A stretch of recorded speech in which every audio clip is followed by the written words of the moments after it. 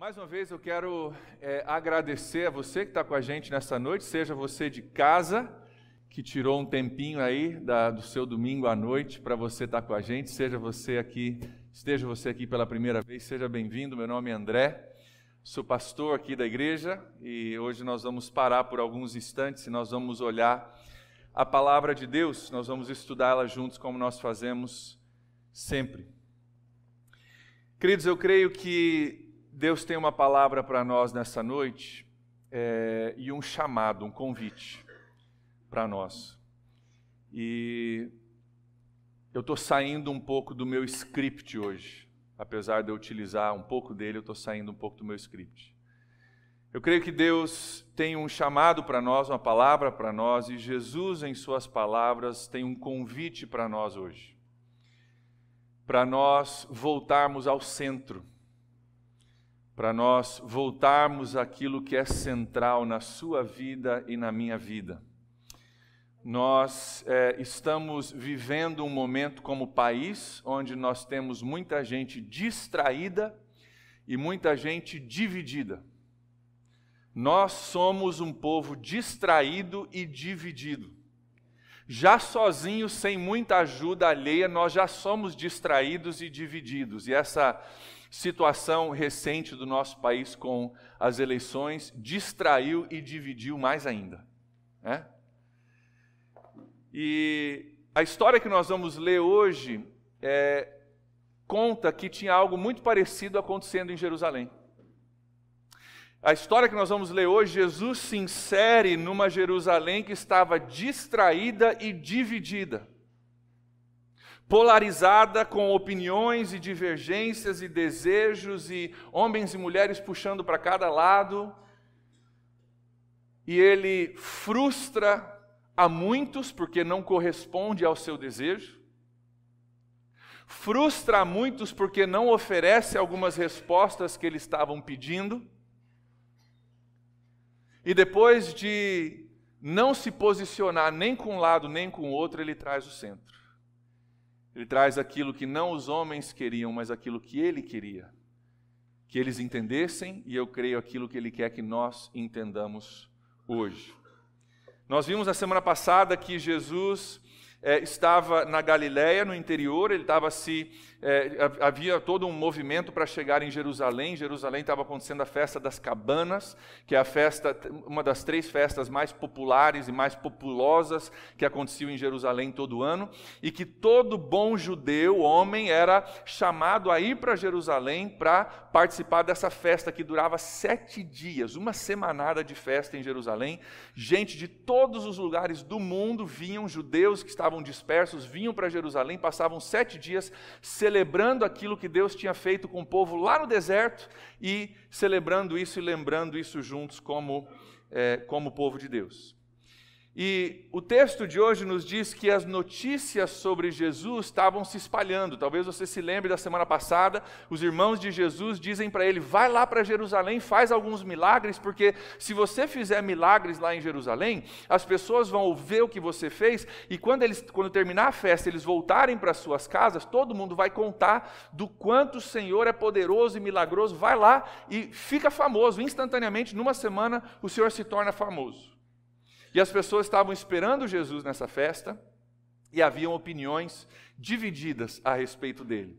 Quero que você olhe comigo na Bíblia, João capítulo 7, a partir do versículo 11, o nosso texto hoje a partir do versículo 11. Nós vamos tratar todo o restante do capítulo 7 hoje, então nós não vamos ler todos os versículos, porque são extensos, mas nós vamos olhar algumas coisas que são centrais nesse texto. João capítulo 7, versículos 11 e 12, diz o seguinte: na festa, os judeus estavam esperando Jesus. Quando que ele vai chegar? E eles perguntavam: onde é que está aquele homem que o povo tanto fala e tanto tem divisão e distração por causa desse homem? Versículo 12: entre a multidão havia muitos boatos a respeito dele. Pensa que fake news é coisa de hoje? Isso já rolava em Jerusalém há muito tempo, já tinha fake news sobre Jesus, até ele foi vítima disso. E alguns diziam: é um bom homem. Outros respondiam: não, ele está enganando o povo. Divergência, divisão, distração. Cadê esse homem? Quando que ele vai chegar? Ele é bom? Não, ele é ruim. O povo está dividido, esperando Jesus, alguns dizendo que era um bom homem, outros dizendo que ele era um enganador. Versículo 14 diz que quando a festa estava na metade, Jesus subiu ao templo. Talvez você se lembre da semana passada, os irmãos falam, vamos junto, faz milagre. Falam, não, vai vocês na frente, que eu não vou por enquanto. Mas na metade da festa, Jesus sobe. E ele subiu ao templo e começou a ensinar. E os judeus ficaram admirados, versículo 15, e perguntaram, como foi que esse homem adquiriu tanta instrução sem ter estudado?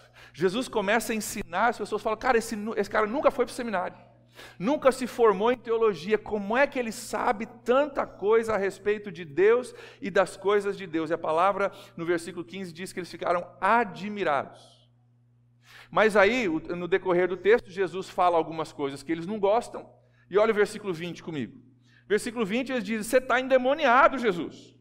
Respondeu a multidão. Quem é que está procurando matá-lo? Que ele falou aqui, ó, vocês estão procurando me matar e tal. A gente sabe da semana passada que eles estavam procurando matá-lo. No versículo 15, eles estão admirados. No versículo 20, estão chamando ele de endemoniado. Naquela época, endemoniado não era necessariamente endemoniado, né, possuído por um espírito, mas era um sinônimo de louco. Você está louco, Jesus. Você saiu da casinha, você está doido.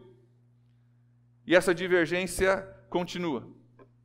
No versículo 21, Jesus fala de um milagre que ele fez, curando o paralítico lá no tanque de Betesda. Se você tem acompanhado a série com a gente, você lembra, o pastor Vargas pregou sobre isso, está no capítulo 5, ele vai lá, cura um paralítico, e pessoas estão falando a respeito disso, alguns admiravam Jesus porque ele curou um homem que era paralítico por 38 anos, outros condenavam Jesus porque ele curou esse homem no sábado, que não podia.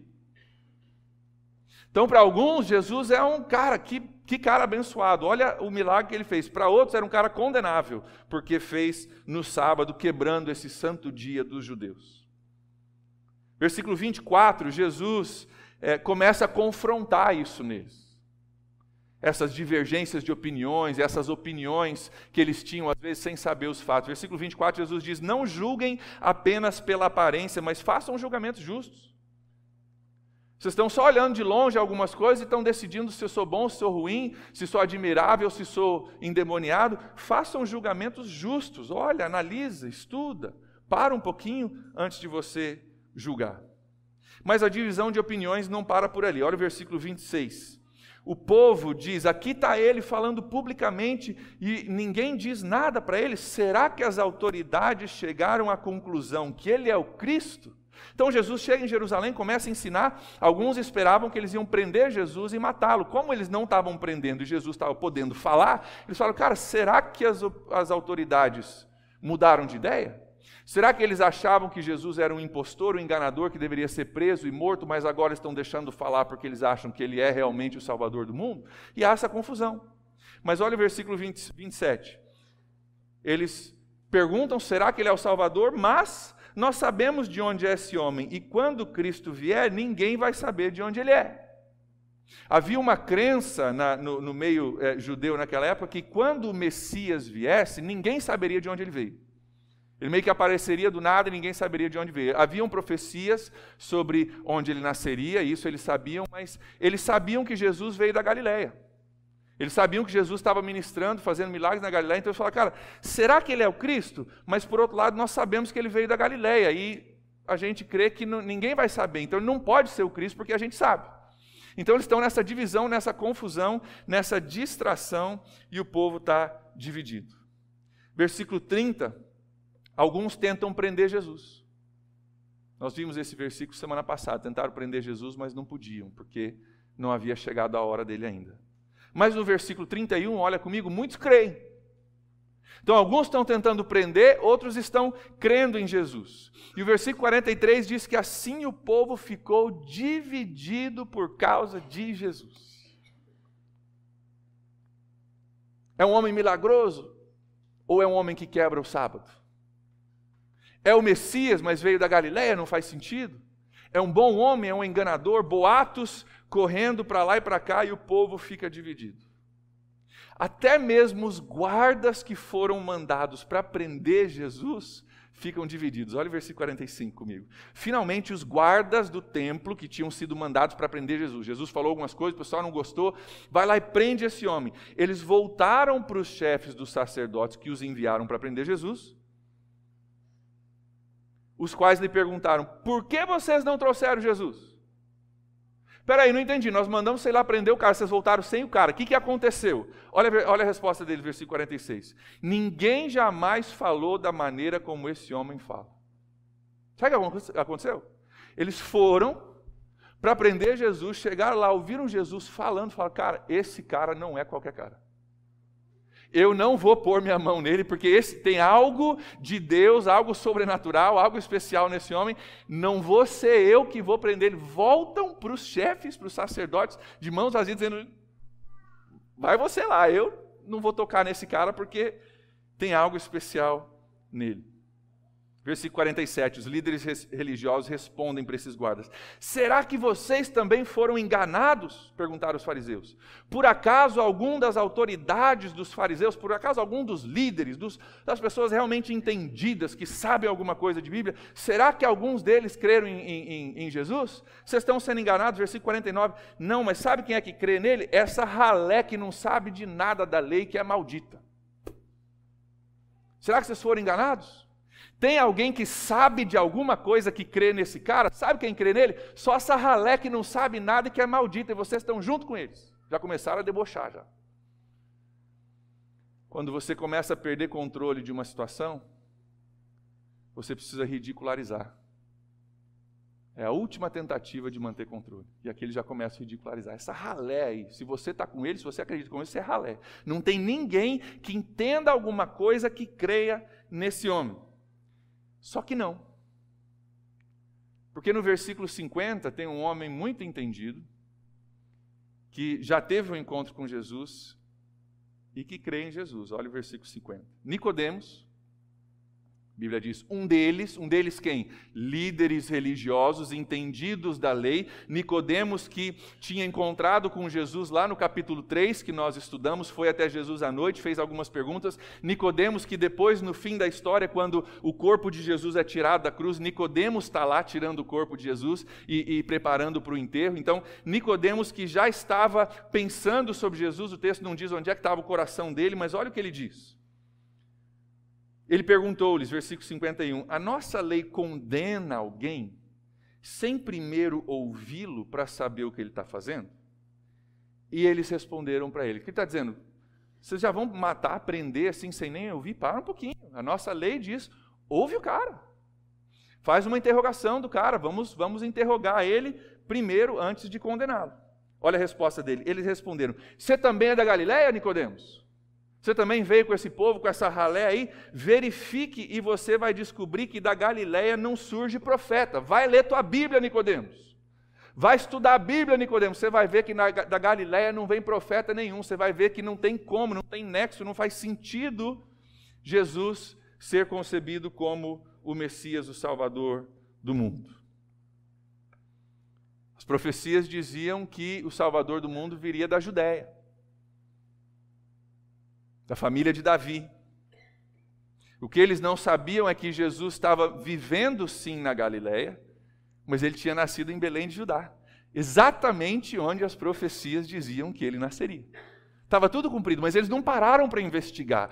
Vai ouvir o cara primeiro, faça julgamento justo, Jesus diz. Nicodemos diz, ouve o cara primeiro antes de você condenar, porque você vai descobrir talvez algumas coisas que venham te surpreender.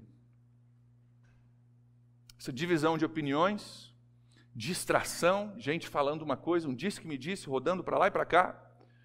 E o versículo 53 termina o capítulo dizendo, então cada um foi para a sua casa. Sabe quando não dá mais? Sabe quando você já falou o que tinha que falar, já bateu boca, já não tem mais solução? Fala, então faz o seguinte, vamos cada um para a nossa casa, amanhã é outro dia, vamos descansar, arejar a cabeça, amanhã a gente volta e vê no que dá isso. Já viu isso? É isso que está acontecendo aqui. Deixa eu abrir um parênteses aqui. Não está muito diferente do nosso Brasil hoje, né? Não é verdade? O sermão não é sobre isso. Mas hoje nós temos um Brasil dividido, com opiniões divididas e gente batendo boca de um jeito que às vezes a única solução é ir cada um para sua casa. Eu estava com esperança que depois do fim das eleições baixasse um pouquinho isso, mas não... Posso abrir um parêntese pastoral aqui com vocês? Não é sobre isso a pregação, tá? Daqui a pouco não vamos chegar no centro da pregação. Para alguns de vocês, você nem se envolveu nisso, então não é para você. Para outros, vocês estão aqui nos visitando pela primeira vez, isso é recado para nós que somos de dentro. Para alguns de vocês, já deu. Chega. Nós estamos muito distraídos e muito divididos. E talvez você vai encontrar no convite de Jesus uma perspectiva de que a gente está preocupado com um monte de coisa. Distraído com um monte de coisa, dividido com um monte de coisa que não é central. Não estou dizendo que não é importante, seja informado, saiba as coisas, mas tem gente que sabe todos os detalhes que todo político A, B ou C está fazendo e faz tempo que não olha na Bíblia. As eleições acabaram, chega, vamos voltar para o centro, vamos focar de novo, porque tem coisas que vão te dar vida, Jesus dá vida. As outras coisas são úteis, são importantes, você precisa ser um cidadão informado, você precisa ter sua opinião, você tem direito a ela, mas vamos voltar para o centro.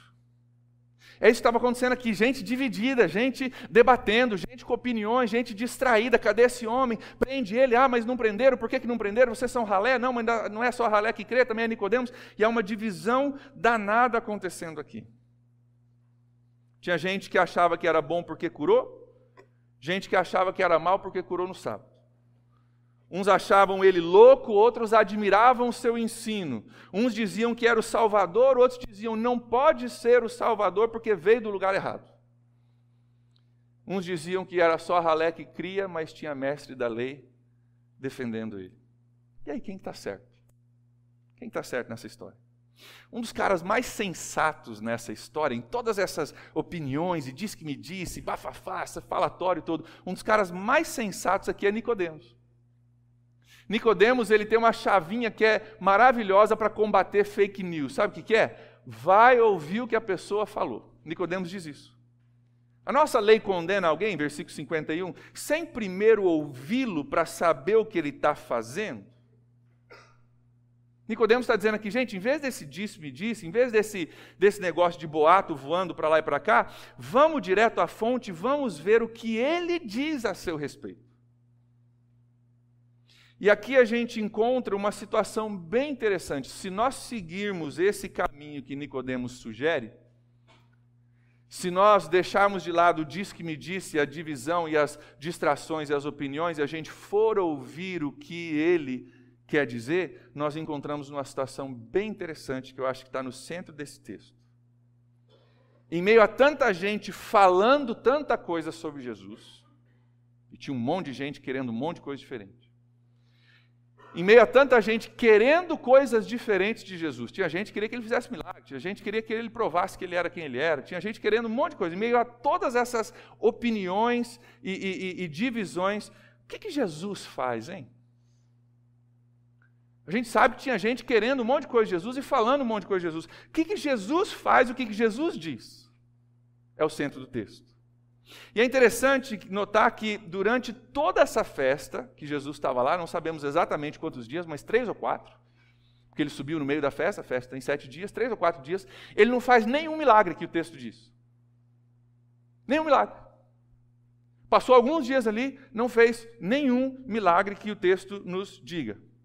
Se o intuito dele fosse se tornar famoso, se ele fosse seguir o conselho dos seus irmãos, vai lá, cara, levanta uns 3 aleijados, multiplica pão, tem um monte de gente na cidade mesmo, vai faltar pão, já multiplica uns pão lá, já ajuda os padeiros, já alimenta as pessoas, fica famoso instantaneamente, a sua fama vai te espalhar, notícias favoráveis vão se espalhar pelo mundo. Se ele quisesse fazer isso, ele poderia ter feito, mas não faz.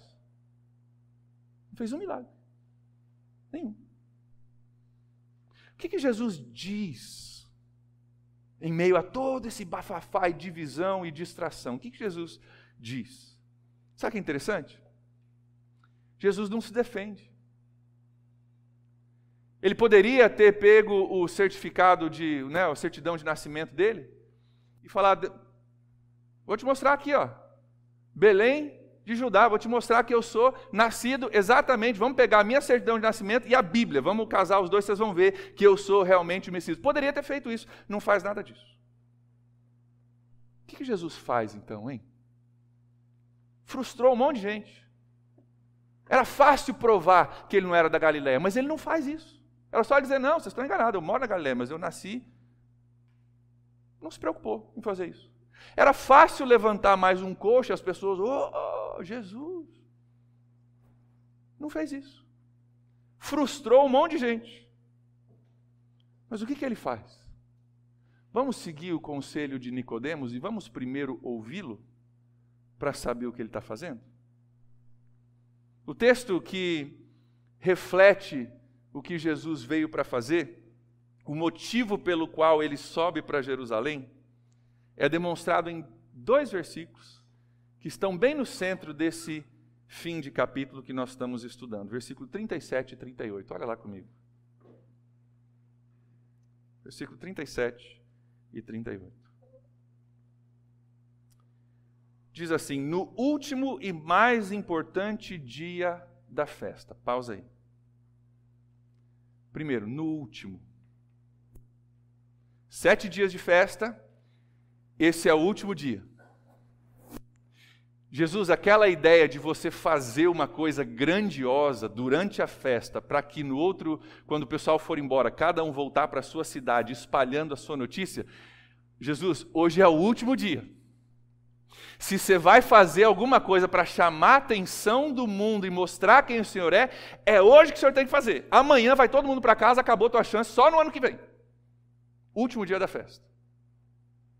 O tempo está contado, as oportunidades de Jesus estão se acabando. É o último dia, Jesus. O Senhor vai fazer alguma coisa? Faz agora. Amanhã o pessoal já está com a mala nas costas, já está pegando o caminho da casa, já não vai se espalhar notícia sua. É o último dia. Presta atenção, Jesus. Faça hoje o que o Senhor veio para fazer. É um milagre? Faz o milagre hoje. Vai defender, vai mostrar a tua certidão de nascimento? Mostre hoje, porque amanhã o seu tempo passou.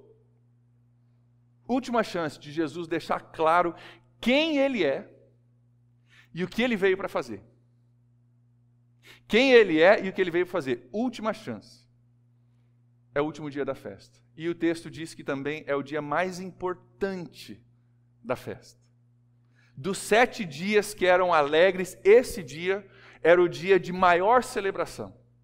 Inclusive os historiadores que viviam naquela época dizem o seguinte, que se você nunca viu Jerusalém no 7º dia da festa das cabanas, você nunca viu celebração e júbilo.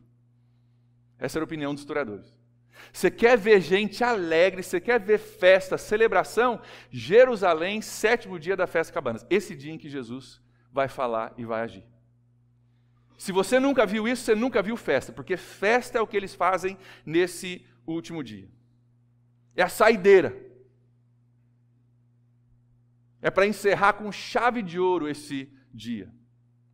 E nesse último e mais importante dia da festa, havia uma cerimônia que era celebrada, não só nesse dia, mas todos os 7 dias isso ocorria, mas esse era o último dia e a celebração era maior ainda. Um momento particularmente celebrado onde tinha uma procissão com o sacerdote, que era sacerdote do templo. Ele saía do templo, uma procissão atrás dele, eles iam até uma bica de água, que era chamada de Siloé.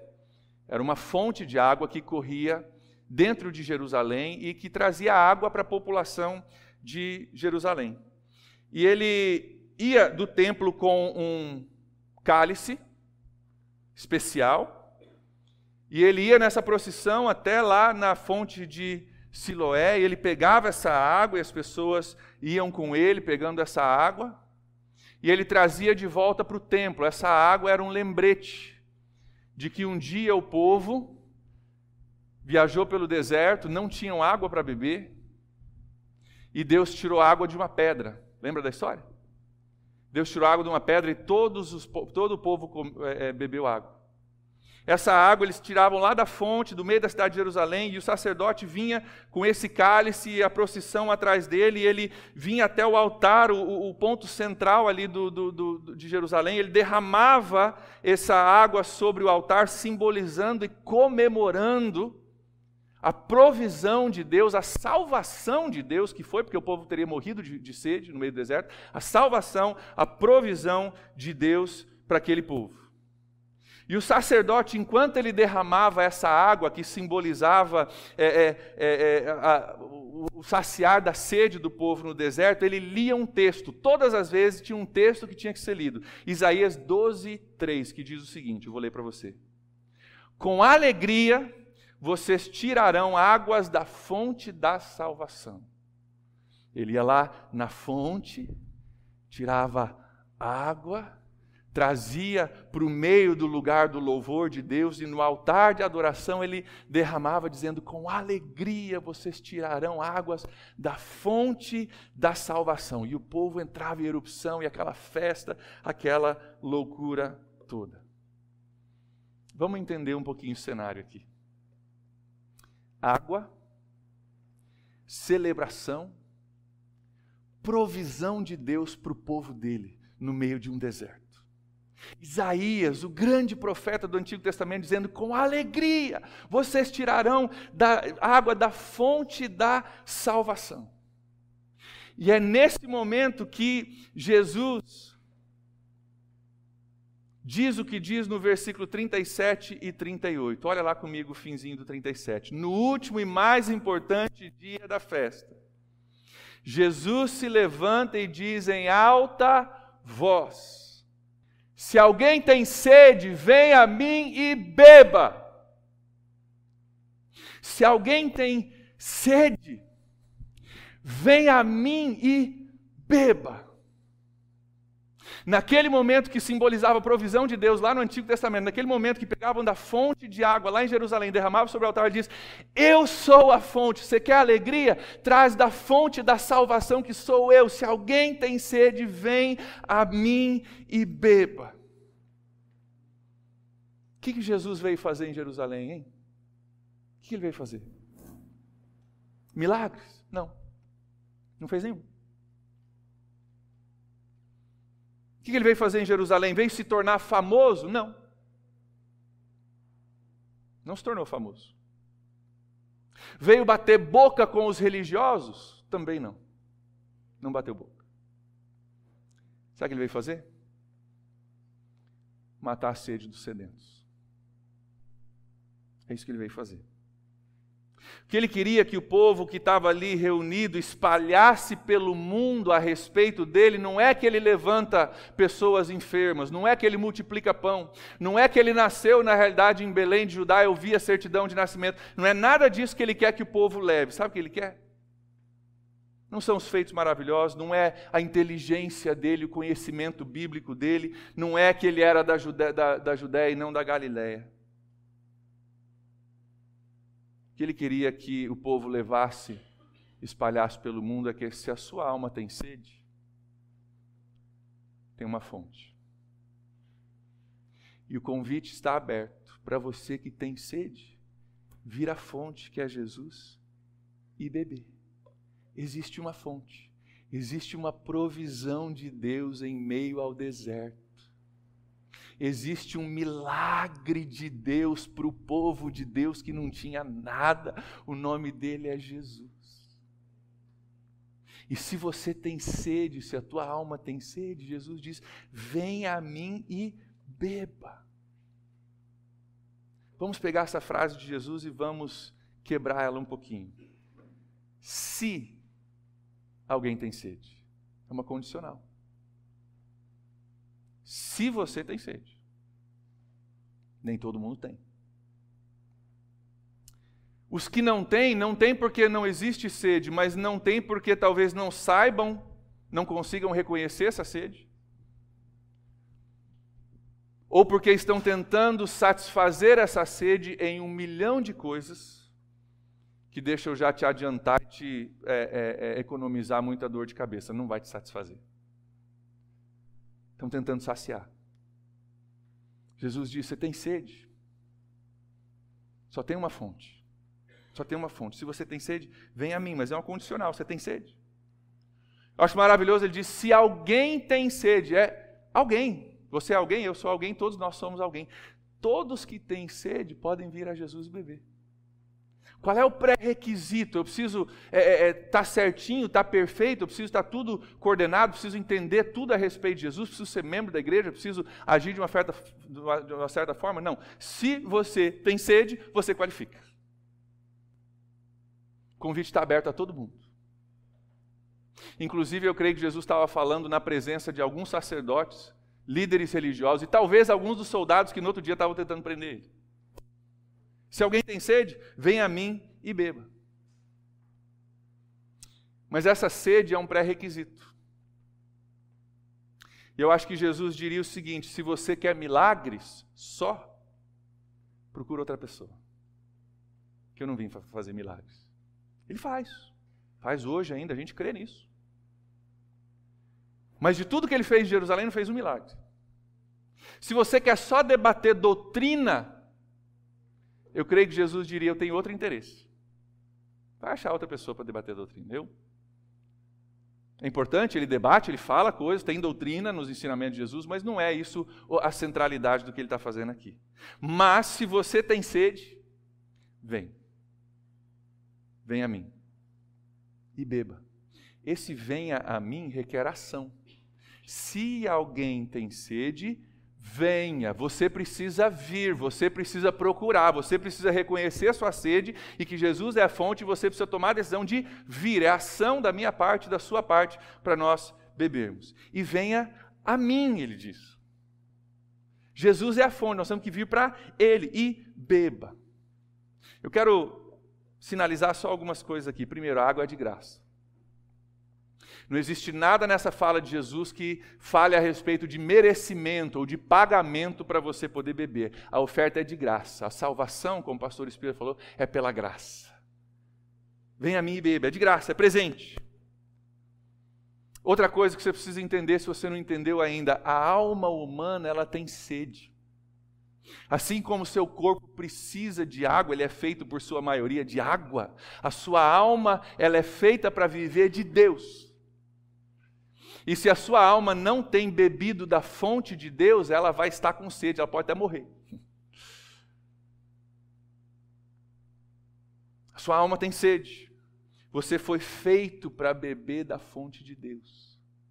É por isso que quando as pessoas encontram a Deus, a pessoa fala, cara, onde é que eu estava esse tempo todo? Como é que eu vivi a minha vida sem isso?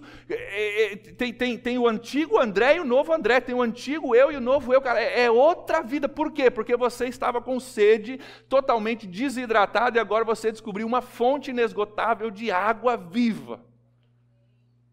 É outra história. A sua alma, meu irmão, minha irmã, se você não entendeu isso ainda, você está com a gente aqui, você talvez vem de igreja ou não vem de igreja, a sua alma tem sede, você foi feito por Deus para ter sede das coisas de Deus, e Deus é a fonte. Jesus é o que bebemos. Jesus diz, vem a mim. Jesus, preste atenção nisso, não é só semântica, Jesus não tem o que precisamos, Jesus é o que nós precisamos. Você entende a diferença? Não é vem a mim que eu vou te dar umas coisas que você precisa. Não, não. Vem a mim, eu sou a fonte. Eu sou o que você precisa, Jesus diz. E esse vir e beber está ligado intrinsecamente, está ligado intimamente com o crer que aparece no versículo 38. Olha ali o versículo 38. Então, quem tem sede, vem a mim e beba. Versículo 38. Quem crer em mim, como diz a Escritura, do seu interior fluirão rios de água viva. Para você beber de Jesus, para você vir a Ele, você tem que crer que você tem sede, você tem que crer que Ele é a fonte, você tem que agir para isso. Então, se você entende, cara, eu tenho um problema, eu preciso de Deus, eu preciso beber dessa fonte, Jesus é o que eu preciso, e você se movimenta nisso, é porque você já creu. É porque você já entendeu o que você precisa entender para você vir para Jesus. Está intimamente ligado. Crer não é só aceitar alguns fatos a respeito de Jesus. Ah, nasceu na Galiléia, nasceu na Judéia. É ou não é? Pode ou não pode? Crer é vir para Jesus como seu maior tesouro. Crer é você vir para Jesus como se Ele fosse uma água no meio do deserto, porque Ele é, para a sua alma. Crer é vir para Jesus como um banquete preparado por um cara faminto. E é isso que Ele é. O texto de Isaías, que era lido, dizia: com alegria vocês tirarão água das fontes da salvação. Jesus está dizendo aqui: eu sou a fonte da salvação. E alegria vocês vão ter quando vocês beberem de mim. Você quer alegria na sua vida? Beba dessa fonte inesgotável que é Jesus. Ainda hoje as opiniões estão muito divididas a respeito de Jesus. Ainda hoje.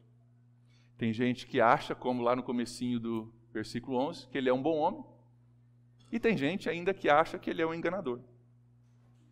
Ainda hoje tem gente que procura Jesus pelos milagres que ele pode fazer. Tem gente que procura Jesus pela provisão financeira que dizem aí que Ele resolve para a gente. Tem muita gente que procura Jesus pela saúde, pela bênção que Ele vai me dar. Eu vim buscar a minha bênção hoje, pastor. Conquistas que trazem mais benefício para o meu reino do que para o reino de Deus. É um Jesus que faz por mim o que eu não consigo fazer por mim mesmo. Da mesma forma, ainda hoje tem gente que quer só debater a doutrina de Jesus. Ainda hoje tem gente que se acha expert na vida e dono da razão. Estão dispostos a dedicar todo o seu intelecto a um debate, mas não estão dispostos a dar 1 centímetro do coração para Deus. Vão só debater, vão só conversar. Fazem uma análise crítica de Jesus, mas nunca analisam o vazio do seu interior e a sede que ele sente. Pergunta para nós: o que você busca em Jesus? O que eu busco em Jesus? Como povo reunido em Jerusalém, uns queriam milagres, outros queriam provas, outros queriam um monte de coisa, uns queriam ele condenado, outros queriam ele exaltado. Assim somos nós. Alguns querem milagres, outros querem debater, outros querem uma coisa, outros querem outra. Cada um de nós vem com alguma coisa que a gente quer de Jesus. O que você busca em Jesus? O que eu busco? Você sabia que ainda hoje Jesus não corresponde às expectativas de alguns? Tinha gente doida que ele fizesse um milagre, não fez um. Era fácil ele falar: ô Mané, eu nasci lá em Belém, vai perguntar, rapaz. Não falou. Ainda hoje Jesus deixa de dar respostas para críticos e ainda hoje Jesus frustra pessoas que só querem milagres. Mas, ainda hoje, Jesus convida aqueles que têm sede a beber. Jesus usa o último e mais importante dia da festa. Entre todas as coisas que ele podia dizer, ele disse: você está com sede? Vem a mim e beba. Queridos, vamos lembrar o que é central? Vamos lembrar aquilo que Jesus colocou como central. Não são milagres. Milagres são bênçãos, gente. São maravilhosos. Eu glorifico a Deus. Eu oro que os seus olhos e os meus olhos possam ver muitos. Isso trabalha a nossa fé. Mas isso não é central.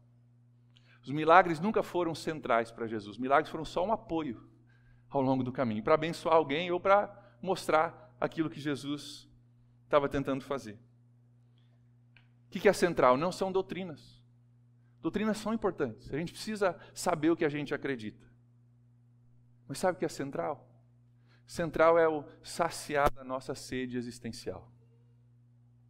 Central é entender que a minha alma tem sede e só existe uma fonte, a água é de graça. Ele diz: vem!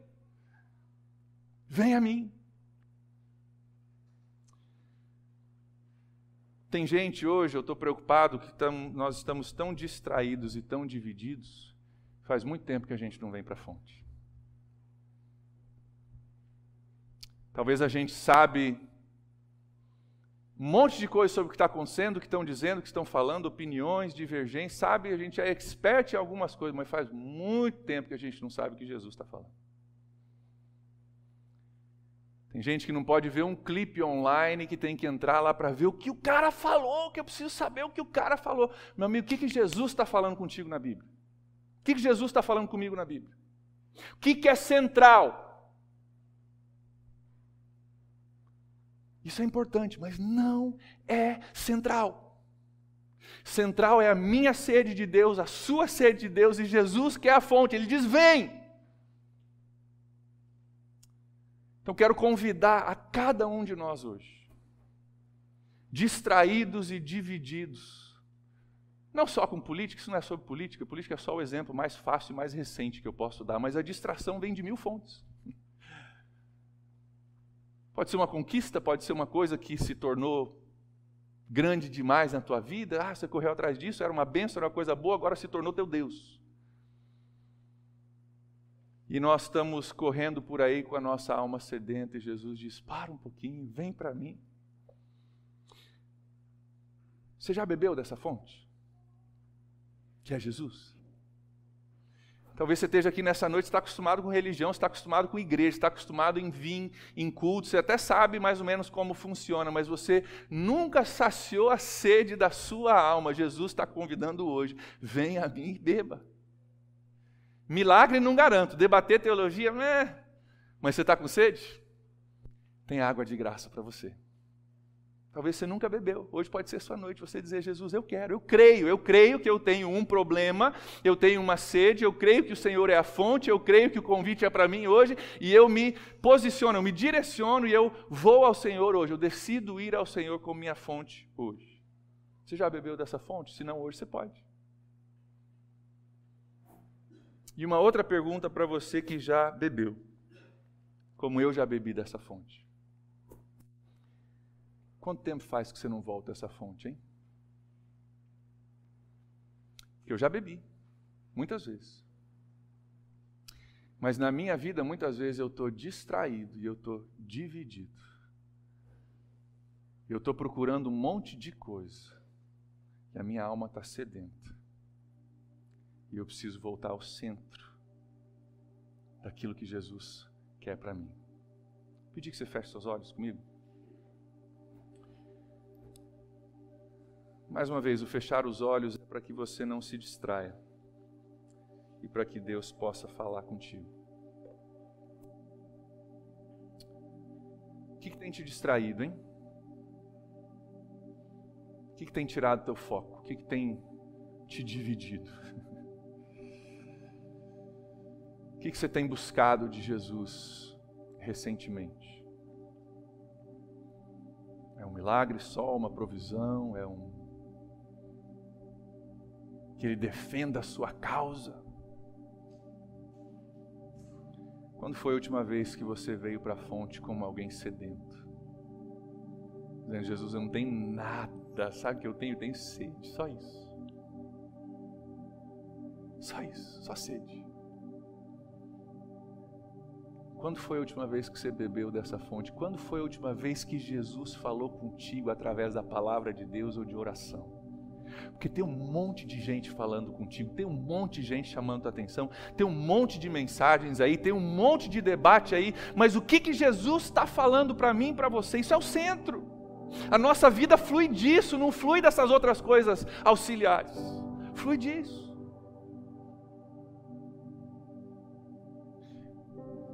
E eu não digo o que estou dizendo hoje para puxar a sua orelha, eu digo, estou dizendo hoje para dizer, volta para a fonte, que é lá que você vai se alegrar. É com alegria que você vai tirar da fonte da salvação. Você quer alegria, você quer vida leve, você quer realização, você quer parar com essa loucurada toda de distração e voltar para o que é central e beber a água viva? É Jesus. É Jesus. Então, Deus, o nosso desejo nessa noite é voltar para aquilo que é central. E muitos de nós aqui estamos distraídos e divididos, com debates e desejos que para o Senhor não são centrais. Não é que não importem, mas não importam comparado ao fato de que o Senhor é a fonte e eu preciso de Ti. Então, Deus, eu me coloco com os meus irmãos hoje, como uma pessoa sedenta do Senhor,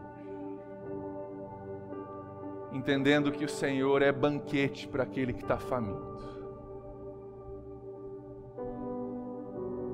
E Deus, nós oramos que o Senhor nos ajude hoje a voltar para o centro, para aquilo que é central.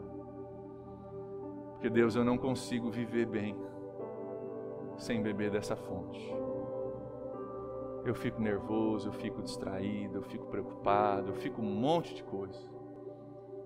E esse monte de coisa não é o que o Senhor tem para mim. Eu preciso voltar para a fonte. Se você hoje entendeu que você precisa voltar para a fonte, bem, fique em pé, nós vamos orar. Se você hoje está dizendo, cara, estou distraído, estou dividido, tem coisas na minha vida que tiraram o meu foco, eu preciso voltar para o centro. Eu quero orar contigo. Com todos vocês que sentem isso em alguma área da sua vida. E nós vamos pedir que Deus nos ajude. Vamos pedir que Deus volte a falar. E que a nossa sede seja por aquilo que Ele está falando, aquilo que Ele está fazendo. Que a nossa busca maior, entre outras buscas que você vai ter na sua vida, eu tenho na minha, que a nossa busca maior seja de Deus.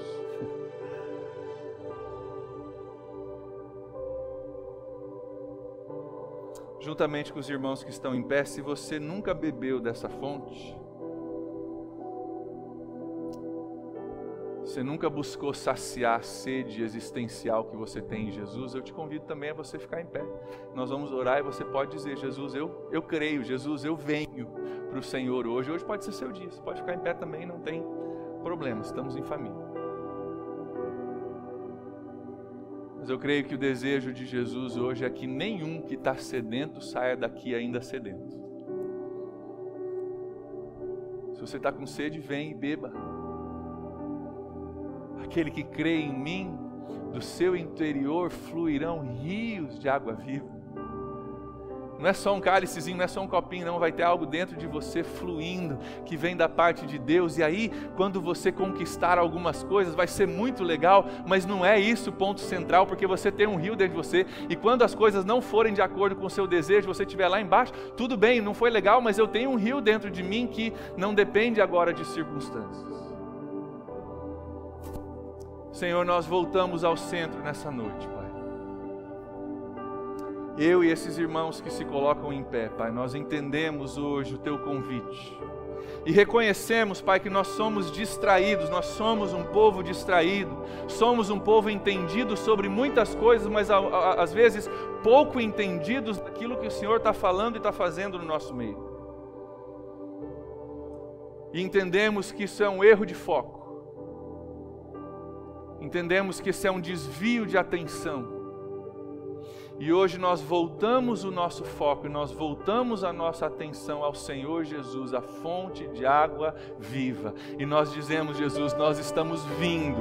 Nós dizemos, Jesus, nós estamos crendo. Nós dizemos, Jesus, dá-nos de beber dessa água viva. Sacia a nossa sede nessa noite, Senhor, em Ti. E faz cair, ó Deus, por terra, em nome de Jesus, tudo aquilo que promete saciar, mas só tem distraído e só tem dividido, Pai. Dá-nos de beber de novo dessa água pura e cristalina, dessa provisão de Deus para a nossa maior necessidade. Deus, eu oro por aquele talvez, ou aquela nessa noite que talvez nunca fez isso, nunca bebeu dessa fonte, nunca veio para Jesus. Se tem alguém hoje, nesse momento, vindo para Jesus, Pai, eu oro que o Senhor derrame em nome de Jesus. Mas derrama, Deus. Que haja a partir de hoje um antes e um depois. Tem o eu antigo e o eu novo. Eu não sei bem o que aconteceu, mas alguma coisa aconteceu. E a sede que eu tinha eu já não tenho mais. E a fonte que eu não sabia que existia, agora eu encontrei. E que haja mudança no Teu povo, no nosso coração, na nossa mente, no nosso foco, Deus. E nós rejeitamos todas as outras coisas que se dizem tão importantes nas nossas vidas. Pessoas que seguimos, coisas que corremos atrás. Deus, elas não importam comparadas ao Senhor. Comparado ao Senhor, elas não importam, porque um dia elas vão vir, outros dias vão embora. Estão aqui hoje, amanhã já não estão mais. E o Senhor permanece para sempre. Então, Deus, voltamos para o centro. Bebemos da tua fonte nessa noite. Entregamos ao Senhor a nossa atenção e o nosso coração de novo. Deus, restaura em nós uma intimidade contigo e um relacionamento contigo, Pai. Restaura em nós e faz crescer em nós a sede, Pai. Para alguns a sede já está quase imperceptível. É só em momentos como esse que a gente percebe, nossa, cara, eu estava caminhando e nem sabia. Deus, restaura essa fome, essa sede pela presença de Deus, esse desejo de colocar todas as outras coisas de lado e ouvir o que Jesus está falando comigo hoje. E saber o que Jesus está fazendo hoje, na minha vida, no meu casamento, na minha família, no meu trabalho. Deus, nós nos voltamos ao Senhor. Obrigado, Jesus, porque essa água é de graça. Obrigado, Jesus, porque essa água ela flui em medida. Obrigado, Jesus, porque essa água é viva e produz vida em nós. Então vem, Jesus, com a tua água e restaura vida, intimidade, relacionamento, posicionamento, proximidade do Senhor e a centralidade da pessoa de Jesus Cristo nas nossas vidas. Nós oramos em nome de Jesus. Amém. Amém. Você pode se sentar.